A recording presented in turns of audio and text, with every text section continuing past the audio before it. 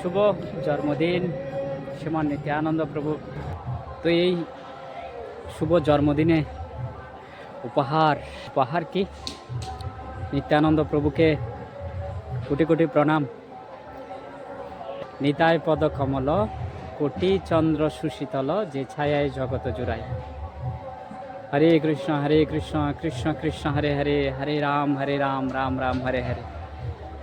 নিত্যানন্দ প্রভু খুব খুশি হয় যখন কেউ হরিনাম করে।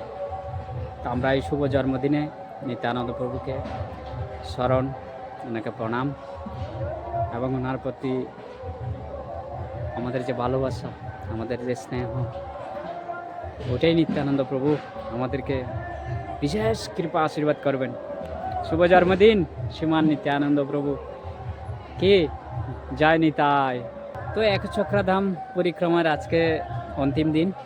তো প্রতিক্রিয়া ব্যক্ত করছে আমি বিজয় বনবিহারী দাস। তো একচক্রাধাম পরিক্রমা আসলে কি সবার করা উচিত কি?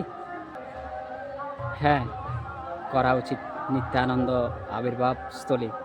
তো এখানে নিত্যানন্দ প্রভুর যা যা লীলাবিলাস, বৃন্দাবনে কৃষ্ণ যেভাবে লীলাবিলাস করেছিলেন, বলরাম যেভাবে লীলাবিলাস করেছিলেন, ঠিক একই সমস্ত লীলাবিলাস এবং সমস্ত স্থান এখানে রয়েছেন।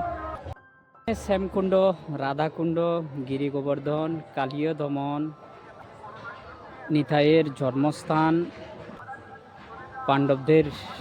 পঞ্চপাণ্ডবদের লীলাস্থলী, বক্রাক্ষসের বধ এবং এই ধাম পরিক্রমার সমস্ত লীলাস্থলী নিয়েই এই পরিক্রমা কেউ যদি না করে সে বুঝতে পারবে না যে এই পরিক্রমাটা আসলে কি।